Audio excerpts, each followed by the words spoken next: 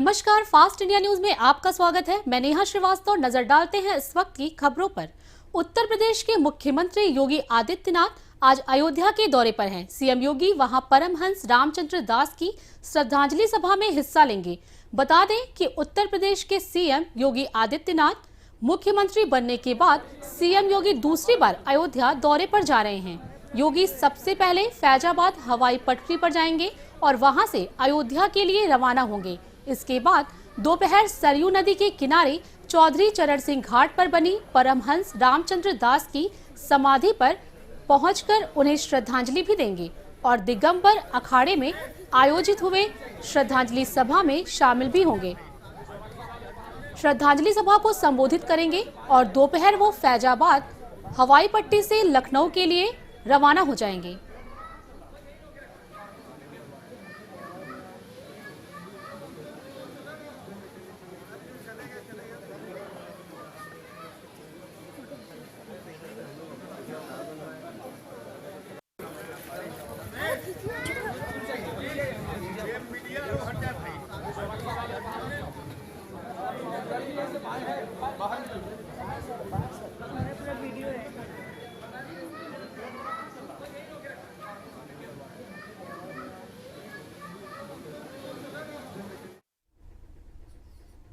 जम्मू कश्मीर के बंदीपोरा के अजाज एरिया में सुरक्षा बलों के साथ चले एक मुठभेड़ के बाद सारे आतंकी भाग निकले। बताया जा रहा है कि सुमो गाड़ी में कुछ आतंकवादी बैठकर अजाज एरिया की ओर जा रहे थे। इसी दौरान सेना के राष्ट्रीय राइफल्स के चेक पोस्ट को देखते ही आतंकियों ने फायरिंग शुरू कर दी। सेना की ओर से भी जवाबी फायरिंग की गई और दोनों ओर से तकरीबन 40 से 50 राउंड फायर हुए, लेकिन अंधेरे का फायदा उठाकर सारे आतंकी भाग निकले। सेना ने मौके से एक ग्रेनेड और कुछ पाउच बरामद किए हैं।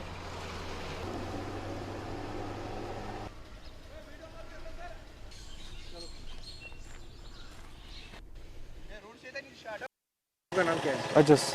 कल जो फायरिंग कितने बजे हुई थी? 10:30 करीब। 10:30 करीब फायर हुआ। 40-50 फायर हुआ इकट्ठे। बाद में रोशनपुर डाली थी। बस उसी को हमको पता। तलाशी नहीं किया। नहीं कुछ नहीं। हम सोया था तो पता कुछ नहीं चला क्या हुआ क्या नहीं हुआ। जम्मू कश्मीर पुलिस की ओर से अनंतनाग जिले के हाई ग्राउंड में पुलिस भर्ती रैली का आयोजन किया गया। सब इंस्पेक्टर की भर्ती के लिए आयोजित इस 2 दिवसीय भर्ती रैली में सैकड़ों की तादाद में नौजवानों ने हिस्सा लिया। इस मौके पर मीडिया से बात करते हुए जम्मू कश्मीर पुलिस के एडीजी ने कहा कि घाटी के नौजवान भी मुख्यधारा में शामिल होकर विकास का हिस्सा बनना चाहते हैं, लेकिन बाहरी ताकतें उन्हें बहलाकर उनके भविष्य को आतंक की भट्टी में झोंक रही हैं। स्टार्ट किया है साउथ कश्मीर रेंज के लिए सब इंस्पेक्टर की भर्ती, आर्म्ड एग्जीक्यूटिव पुलिस के लिए और टेलीकॉम के लिए भी। तो पार्टिसिपेशन काफ़ी अच्छा है। सिर्फ इस जिले से करीब 5000 लोगों ने फॉर्म भरे हैं। काफ़ी अच्छा रिस्पांस रहा है और सबसे खुशी की बात है कि यहाँ का रिज़ल्ट भी काफ़ी अच्छा हुआ। जो क्वालिफिकेशंस हुए हैं अभी तक इस डिस्ट्रिक्ट का मैक्सिमम रहा है। हमने अभी तक सेंट्रल कश्मीर रेंज का किया है, नॉर्थ कश्मीर रेंज का किया, लेह और करगिल का किया है। जम्मू कश्मीर के शोपियां जिले में मतदाता सूची से वंचित लोगों के नाम जोड़ने के लिए विशेष अभियान शुरू किया गया है। इसे लेकर जिला निर्वाचन अधिकारी और जिले के डीडीसी मोहम्मद एजाज की अगुवाई में एक बैठक आयोजित की गई। बैठक में स्वीप अभियान के नोडल अधिकारी के साथ साथ सभी डिग्री कॉलेज और हायर सेकेंडरी स्कूलों ने शिरकत की। बैठक को संबोधित करते हुए जिला निर्वाचन अधिकारी और डीडीसी मोहम्मद एजाज ने कहा कि मतदाता सूची में 100% लोगों के नाम जोड़ने का लक्ष्य है, इसलिए स्वीप अभियान के तहत जागरूकता अभियान भी चलाया जाएगा। जिले के नौजवानों को इस अभियान का एम्बेसडर बनाकर ज्यादा से ज्यादा लोगों को इससे जोड़ा जा सकता है। इसके साथ ही अभियान में आंगनबाड़ी सेविका और आशा दीदी से मदद ली जा सकती है। पेरेंट्स कुछ ऐसे बच्चे होंगे जो पेरेंट्स भी अभी नहीं है उसमें वोटर लिस्ट में, तो ऐसे कुछ केसेस रेस्ट है। जैसे लास्ट सेवन आप ये हैं एआरओस भी, तो आप लोगों ने अपने एरिया में एक स्कूल में जाना है, बताना नहीं किस में जाओगे, ठीक है ना। डिस्ट्रीब्यूट कर दें सबको जो इसमें पोटेंशियल वोटर्स हैं।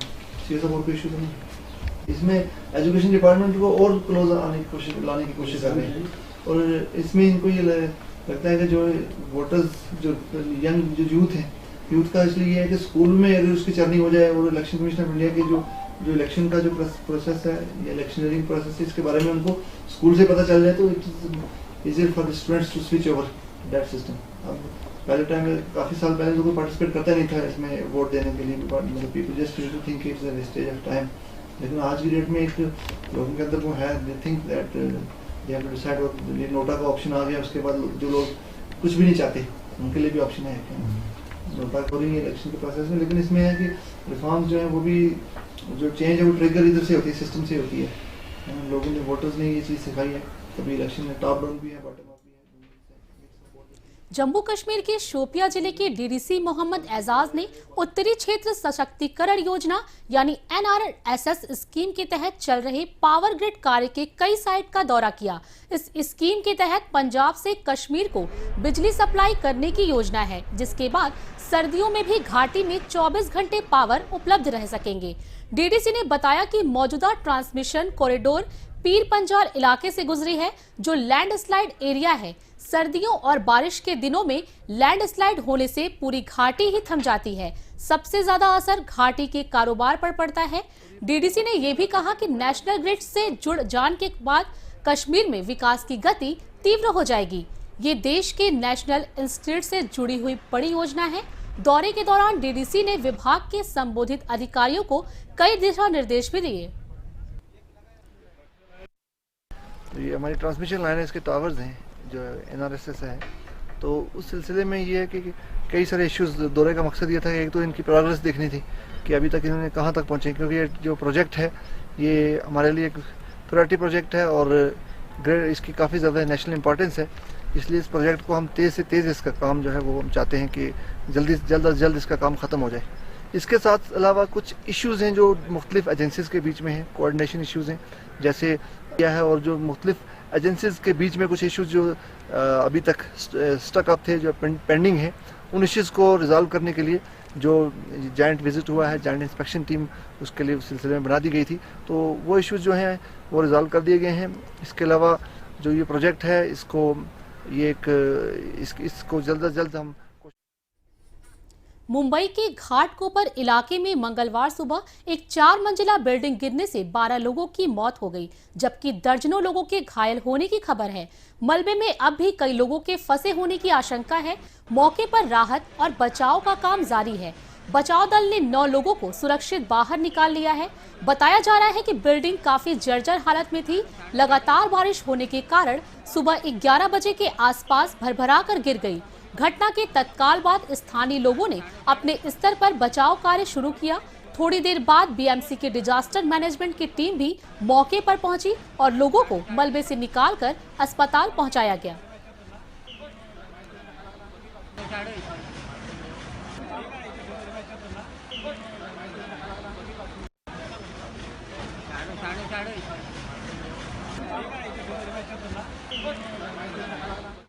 रुकते हैं एक छोटे से ब्रेक के लिए, आप बने रहिए हमारे साथ।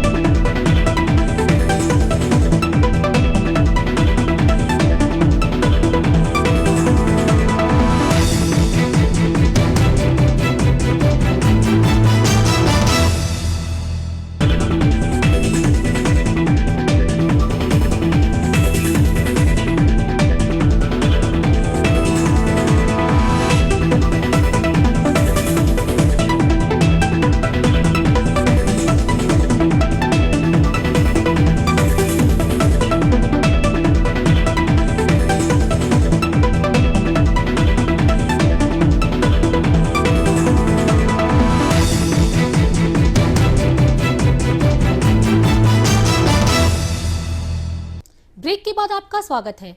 भाई बहन के स्नेह का पर्व रक्षाबंधन अब बस आने ही वाला है। रक्षाबंधन का मौका हो और अलवर की राखियों का जिक्र ना हो, ये कैसे हो सकता है। अलवर की राखियां भारत ही नहीं बल्कि विदेशों में भी धूम मचा रही हैं। अलवर में राखियों के 40,000 से ज्यादा डिजाइन बाजार में बिक्री के लिए जाते हैं। विश्व प्रसिद्ध अनिल राखी की ओर से इस बार कंगन और चूड़े की स्पेशल राखी के डिजाइन तैयार किए गए हैं। इन दिनों अलवर के विकास पथ स्थित अनिल राखी के कार्यालय पर लाखों की संख्या में राखियों की सप्लाई भी की जा रही है। अनिल राखी हस्तशिल्प कला उद्योग के प्रबंधक बच्चू जैन ने बताया कि हजारों की संख्या में लोग राखी व्यवसाय से जुड़े हुए हैं। अनिल राखियां अमेरिका, जापान, कनाडा, ऑस्ट्रेलिया, रूस सहित कई देशों में भी जाती हैं। डिजाइन बनाते हैं। इस साल हमने लेडीज के लिए नए कंगन डिजाइन बनाते हैं। इस साल हमने लेडीज के लिए नए कंगन डिजाइन बनाते हैं। इस साल हमने लेडीज के लिए नए कंगन डिजाइन बनाते हैं। इस साल हमने लेडीज के लिए नए कंगन डिजाइन बनाते हैं। इस साल हमने लेडीज के लिए नए। बलिया जिले के सिकंदरपुर थाना इलाके में नदी में नहाने के दौरान डूबने से 18 साल की प्रियंका काल के गाल में समा गई। घटना सिसोटर गांव की है। बताया जा रहा है कि प्रियंका अपने 3 सहेलियों के साथ सोमवारी पूजा के लिए नदी में नहाने गई थी। इसी क्रम में चारों लड़कियां नदी के बहाव में फंस गई। वहीं पास में ही नाव से जाते हुए मछुआरों ने लड़कियों की चीख सुनकर उन्हें बचाने में जुटा। अपनी जान पर खेलकर मछुआरे ने 3 लड़कियों को तो बचा लिया, लेकिन प्रियंका नदी के बहाव में डूब गई। सूचना पर पुलिस गोताखोरों के साथ मौके पर पहुंची। गोताखोर अब तक प्रियंका को नहीं तलाश पाए हैं। प्रियंका शादी समारोह में शामिल होने सिसोटर गांव स्थित अपने ननिहाल आई थी, लेकिन शादी की खुशियां अब मौत के मातम में तब्दील हो गई हैं।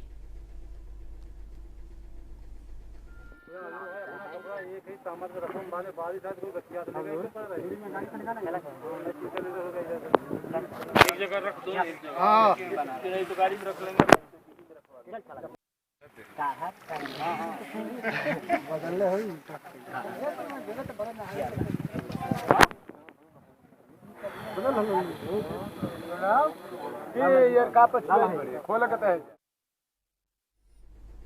बलिया में एक सवारी गाड़ी अनियंत्रित होकर खाई में गिर गई, जिसमें 50 वर्षीय एक महिला की मौत हो गई, जबकि 8 लोग घायल हो गए। घायलों को जिला अस्पताल रेफर किया गया है। घटना मनियार थाना इलाके के विक्रमपुर की है। बताया जा रहा है कि सवारी गाड़ी सिकंदरपुर बस स्टैंड चौराहे से मनियार के लिए निकली थी। इसी बीच विक्रमपुर में एक सवारी को बैठाने के लिए ड्राइवर ने ट्रक को ओवरटेक करने की कोशिश की। इसी दौरान ड्राइवर ने नियंत्रण खो दिया और गाड़ी खाई में जाकर गिर पड़ी। मौके पर ही एक महिला की मौत हो गई, जबकि 8 लोग घायल हो गए हैं। घायलों को तत्काल सिकंदरपुर स्वास्थ्य केंद्र में भर्ती भी कराया गया है, जहां घायलों की गंभीर हालत को देखते हुए जिला अस्पताल रेफर किया गया।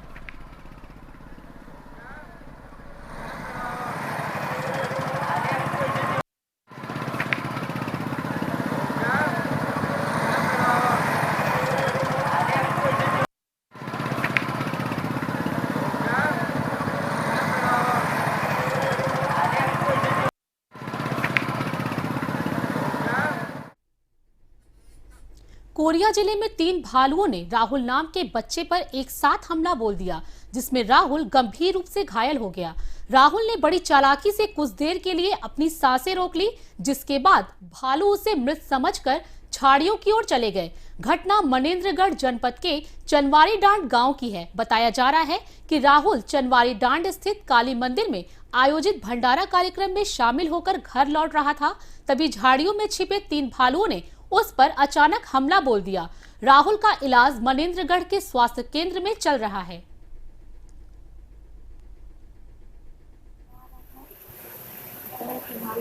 भगाया, फिर जैसे भागने आ गया मैं झपट लिया। फिर थोड़ा देर सांस ले लिया, फिर चले गए। फिर आए, जब बोला बचा बचा। छत्तीसगढ़ सरकार सामाजिक बहिष्कार प्रतिषेध विधेयक लाने की तैयारी कर रही है। वहीं दूसरी ओर सूबे के कई इलाकों में अब भी समाज और बिरादरी के ठेकेदार परिवार के हुक्का पानी पर पाबंदी लगा रहे हैं। ऐसा ही एक मामला सामने आया है। धमतरी जिले में जहां सिहावा नगरी परिक्षेत्र में कोसरिया यादव समाज ने एक साथ 200 परिवारों का हुक्का पानी बंद करने का फरमान जारी कर दिया है। इन परिवारों से बेटी रोटी और लेन देन पर पूरी तरह रोक लगा दी गई है। दरअसल समाज के पदाधिकारियों की मनमानी से तंग आकर समाज के लोगों ने दूसरा संगठन भी तैयार कर लिया, जो समाज के पदाधिकारियों को नागवार गुजरा। समाज के ठेकेदारों के इस फरमान के खिलाफ पीड़ित परिवारों ने जिला कलेक्टर को आवेदन देकर न्याय की गुहार लगाई है।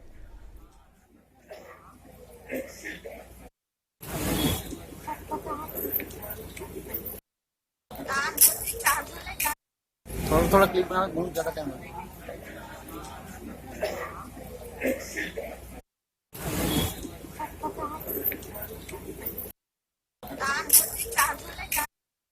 थोड़ा क्लिप बना, बहुत ज्यादा टाइम लगा।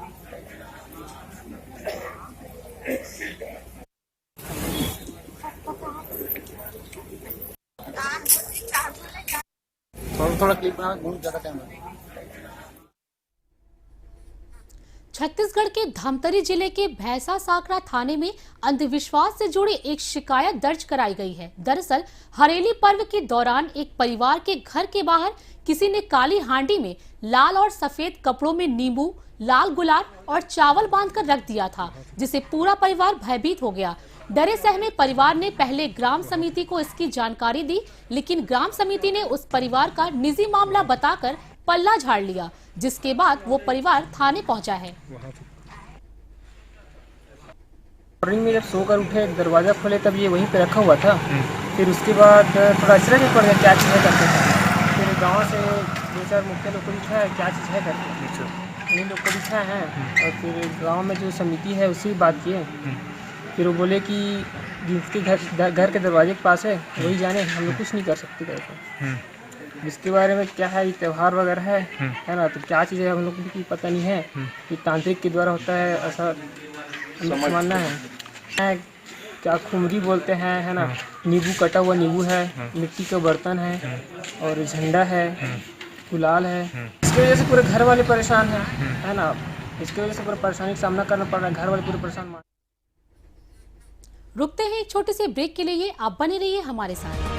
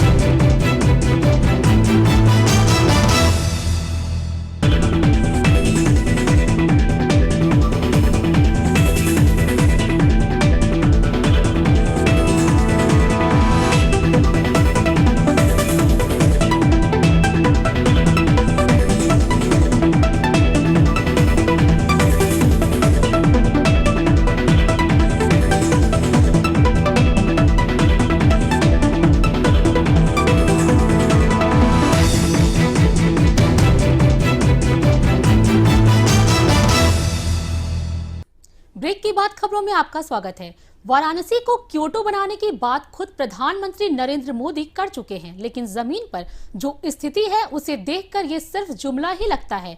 विकास की हर बात वाराणसी में हर तीसरे चौथे दिन धंसते सड़क के साथ धाराशायी हो रही है। इस बार गुदौलिया गिरजाघर मार्ग पर सड़क ही धंस गया। गंगा घाट जाने के ये मुख्य कांवड़िया पथ है। इस घटना के बाद अब सरकार और निगम के तमाम दावों पर अब सवाल खड़े होने लगे हैं। आइए हम बात करते हैं यहाँ के स्थानीय नागरिक अरविंद कुमार जी से। अरविंद जी, क्या हुआ है घटना, कैसे ये सड़क ध्वस्त हुआ और क्या है इसके पीछे का कारण? अमन देखिए सर, ये बहुत पुरानी समस्या है। ये 19वीं शताब्दी का दिया हुआ शाही नाला है। इसके बाद 20वीं शताब्दी चल रही है, 21वीं शताब्दी कहानी चल रही है। विकास का काम हो रहा है, मतलब सड़क उतनी है जितना कि आज से 200 साल पहले थी, लेकिन फिर भी विकास ना पे इतनी खुदाई हुई चुकी है, इतनी खुदाई हो चुकी है, कुछ काम नहीं हो सकता। जो पुरानी व्यवस्था है सब ध्वस्त हो चुकी है। जिस शाही नाले को लेकर मतलब हम लोग गर्व करते थे, आज इस शाही नाले 50 पंचर होते थे। अभी मुश्किल से 2 महीना पहले, जून के पहले सप्ताह में यहाँ जल निकालने का काम शुरू हुआ, नया नाला बचाने के लिए कि हमको थोड़ा सा व्यवस्था में कुछ अच्छा नहीं है। लेकिन उन्होंने 60 मीटर इसमें 30 मीटर पाइप डाली है और वो डैमेज हो गया साइन वाला। रातों रात ये लोग करीब 10 जुलाई में ये लोग सब पाटे और भाग गए। उसके बाद वो जो पाइप निकाले थे वो जगह खाली पड़ी थी, वहाँ पानी घुसा। ये कितने बजे घटना यहाँ पे हुई है? सुबह 4 बजे। सुबह 4 बजे। क्या कोई इसमें घायल या कोई जन हानि की सूचना नहीं है? लेकिन यदि ये कल हुआ होता, कल सावरिया जितनी बड़ी भीड़ थी, कल सोमवार का कल हमको लगते 50,000 लाखों लोग इस भीड़ को दिखे। यदि ये हादसा कल सुबह 4 बजे हुआ होता तो जाके बहुत बड़ी जानना होता। जैसा कि आपने सुना, अरविंद कुमार का मानना है ये 200 साल पुराना शाही नाला, जिसकी परंपरा, जिसकी नेह को विकास के नाम पे बार बार खोदकर खोखला कर दिया गया है। यदि यही घटना कल सुबह 4 बजे हुई होती तो ये बड़ी अनहोनी को रोक नहीं सकते, क्योंकि कल सावन का तीसरा सोमवार था और यहाँ लाखों की संख्या में श्रद्धालु, बोलबम, कांवरिये यहाँ मौजूद थे। अगर यही घटना कल सुबह होती तो ये घटना बहुत ही विकराल रूप ले सकती थी। अब देखना है जिला प्रशासन पे कि जिला प्रशासन क्या करता है और कब जिला प्रशासन की तिंद्रा भंग होती है। कैमरामैन सत्यम कुमार के साथ रविंद्र गुप्ता, फास्ट इंडिया। सावन के तीसरे सोमवार को राजस्थान के अलवर शहर के प्रमुख नीलकंठ महादेव मंदिर में सामान्य प्रशासन मंत्री हेम सिंह भड़ाना पूरे परिवार के साथ पूजा अर्चना करने पहुंचे। मंत्री हेम सिंह के पूरे परिवार ने वैदिक मंत्रोच्चार के साथ भगवान शिव का रुद्राभिषेक किया। इस मौके पर मीडिया से बातचीत करते हुए मंत्री हेम सिंह भड़ाना ने कहा कि सावन माह में भगवान शिव की आराधना का सर्वोच्च महत्व है, इसलिए उन्होंने महादेव से राजस्थान के साथ साथ पूरे देश के सुख और शांति और कल्याण की कामना की है।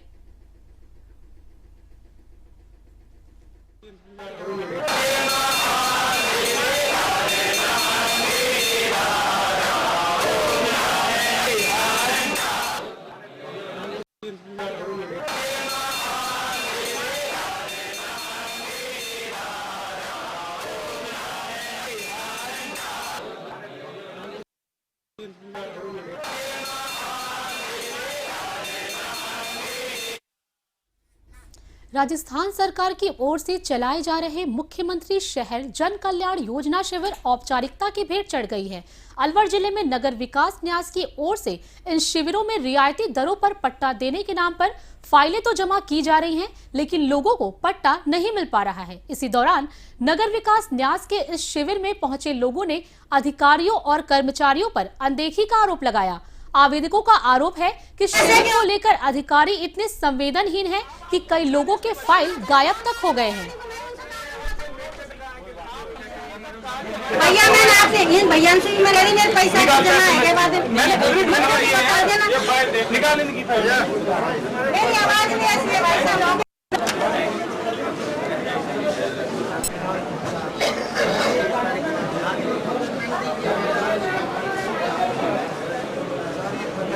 आप अब उसके बाद पैसे के ऑर्डर में जाएगी। पैसे के ऑर्डर में भैया फोन पहुंच चुका। हाँ तो वही आप चिल्लाने इसके बच्चे फोन आ रहा है मेरे आने को, मैं उनसे भैया मैंने आपसे भैया से मेरे पैसा जमा है के बाद निकालने की। फिरोजाबाद पुलिस ने अवैध हथियार बनाने की एक फैक्ट्री का भंडाफोड़ कर कामयाबी हासिल की है। पुलिस ने मौके से 46 असलहे सहित गिरोह में शामिल एक व्यक्ति को गिरफ्तार किया है। बरामद हथियारों में 8 पूरी तरह तैयार है, जबकि 38 अर्धनिर्मित हैं। पुलिस ने मौके से कुछ जिंदा कारतूस और असलहे बनाने के 22 मशीनें भी जब्त की हैं। पुलिस गिरोह के बाकी सदस्यों की गिरफ्तारी का प्रयास कर रही है, जिसके बाद सप्लायर के साथ खरीदारों का बायोडाटा भी हासिल हो सके।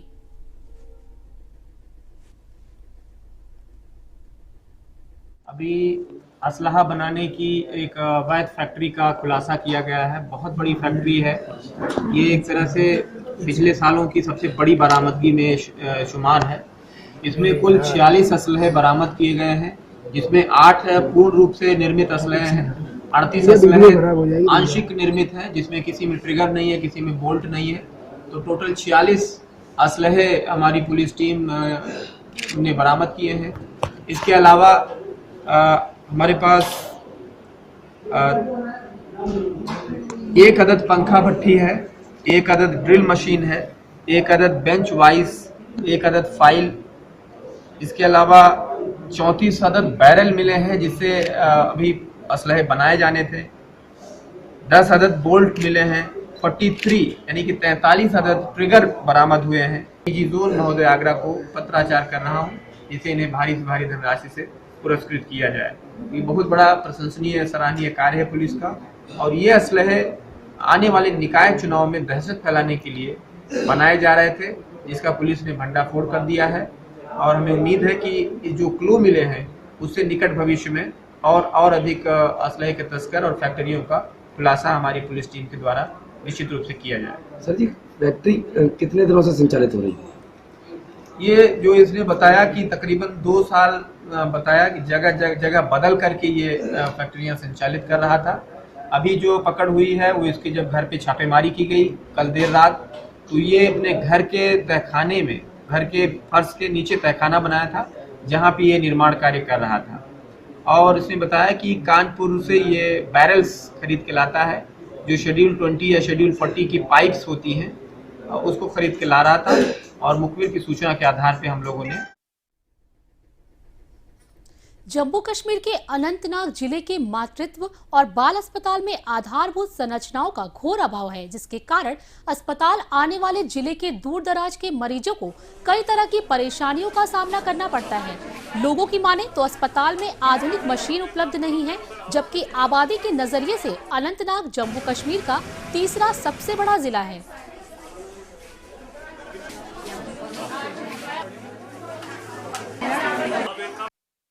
यहाँ बेहतरी ये है, यहाँ जगह की बहुत कमी है। पहले नंबर पे बेड, एक पेशेंट अगर एक बेड पे डबल पेशेंट है, आप खुद ऊपर चेक भी कर सकते हो एक बेड पे, और उस वजह से बहुत कमी है। लेकिन डॉक्टरों की वजह से कमी नहीं है, लेकिन जगह की बहुत कमी है यहाँ पे, और जगह की बहुत प्रॉब्लम है। और जगह की थोड़े कैपेसिटी होना चाहिए, या तो इनको बेड जगह करना है, या तो वार्ड इनको चेंज करना है दूसरी जगह पे, क्योंकि जगह की यहाँ बहुत गाँव के लोग आते हैं, बनाल से लोग आते हैं, शुपेन से लोग आते हैं। मध्य प्रदेश के रीवा शहर में पिछले दिनों ऑटो यूनियन और कमल नमकीन एजेंसी के बीच जमकर मारपीट हुई। इस घटना को लेकर अब शहर के तमाम ऑटो चालक गोलबंद हो गए हैं।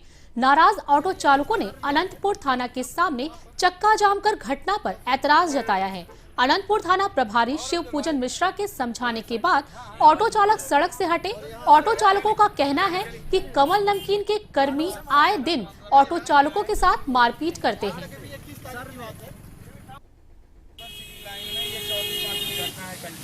जो ऑटो वालों के साथ हो रही है, मैं ये चाहता हूं कि एक तो सवारी ढोए आदमी, और उसके बावजूद अगर जो अनाधिकृत तरीके से किसी के साथ दुर्घटना, 1000 रुपये इनका चला गया और इनके साथ मारपीट हुई, चोट वगैरह हुई, गाड़ी का नुकसान हुआ, एवं 5 से 7 हजार रुपये का नुकसान अगर जो हुआ तो वो आपके कवर करने में हमें लग जाएगा 1 महीने। तो बच्चों को ना खिलाएं इस तरह। तो हम ये चाहते हैं कि हम लोगों को, अगर जो हम समाज सेवा से जुड़े हैं, अनैतिक नहीं कर रहे हैं, तो हम लोगों को पूर्ण रूप से सुरक्षा मिलनी चाहिए। हमारे साथ जो गलत करे उसके साथ होना चाहिए।